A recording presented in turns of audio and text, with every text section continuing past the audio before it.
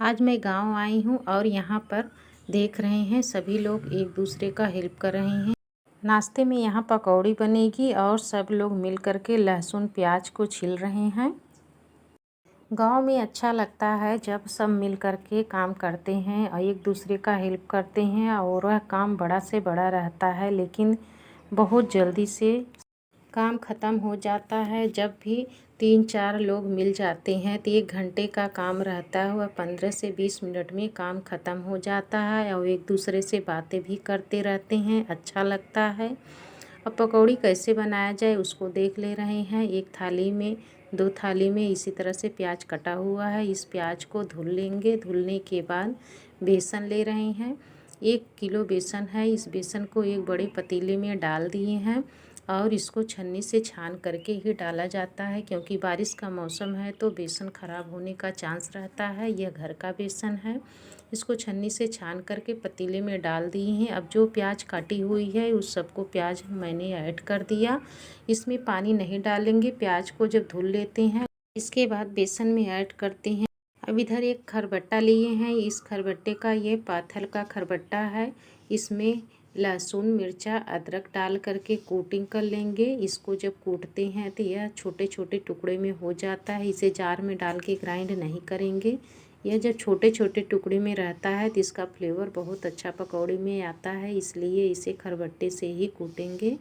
इसी पतीले में मिर्चा लहसुन अदरक को भी कूट करके डाल दिया। 1 चम्मच इसमें जीरा डाल रहे हैं, ये साबुत जीरा है। और 1 चम्मच हल्दी पाउडर ऐड कर रहे हैं, छोटे चम्मच से ऐड करेंगे।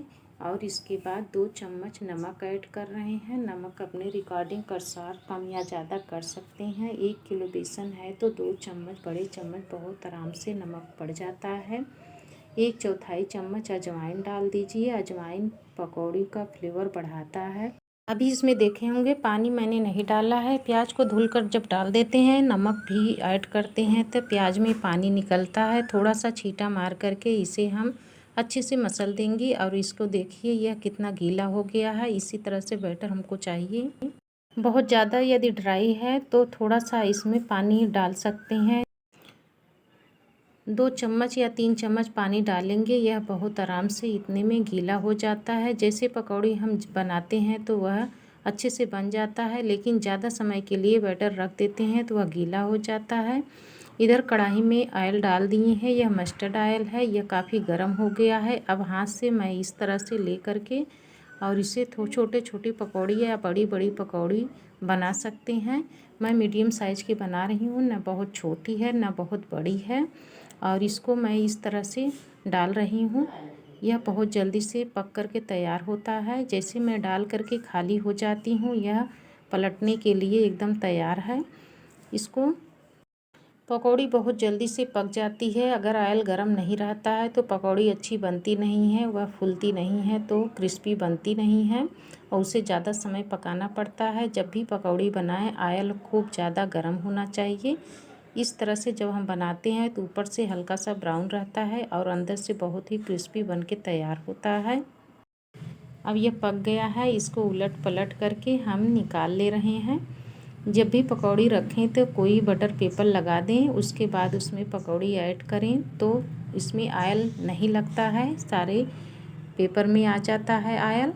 अब मैं गांव में बना रही हूँ तो यहाँ बटर पेपर नहीं है, मैं अखबार में ही इसे ऐड कर रही हूँ। एक नीचे डलिया रख ली हूँ और ऊपर से अखबार लगा दी हूँ। बस उसी में सारी पकौड़ियों को ऐड करेंगे।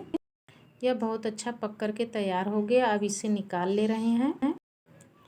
इस तरह से जब हम निकाल करके रखते हैं तो सारे ऑयल नीचे हो जाते हैं और पकौड़ी में ऑयल नहीं लगता। जब भी हम खाने लगते हैं तो हाथ में भी ऑयल बहुत कम लगता है। इसी तरह से थोड़ा थोड़ा करके सारे पकौड़ी मैं निकाल लूँगी। और अगर जल्दी रहे तो ज़्यादा तेल में डाल करके भी निकाल सकते हैं, लेकिन मैं उतना ही तेल डाली हूँ जितने में पकौड़ी निकल जाए और तेल भी ख़राब ना हो।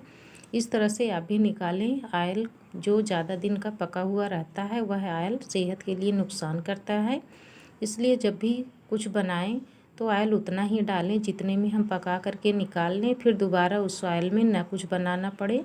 इसी तरह से बनाना चाहिए। और मैंने इसे भी उलट पलट लिया। अब इसी तरह से सारी पकौड़ी को मैं छान लूँगी। ये पकौड़ी मैं पास करके दिखा रही हूँ, कितना बढ़िया कलर आया है और बहुत ही क्रिस्पी बन के तैयार हुई है। इसे इस तरह से मैं रखते गई और ढेर सारी पकौड़ी मैंने बना ली है। अब सबको मैं एक ट्रे में और चटनी लगा करके सभी लोग को सर्व करेंगे। सब लोग साथ में बैठकर खाते हैं, इसलिए मैं ज़्यादा ही पकौड़ी ट्रे में डाल करके दूंगी ताकि एक साथ सभी लोग खाएं और बातें भी करें। उसके साथ हाहा ही भी होती है, अच्छा लगता है गांव में। बारिश के मौसम में जब पकौड़ी मिल जाती है चटपटा खाने के लिए तो उसकी बात ही कुछ और होती है। धन्यवाद।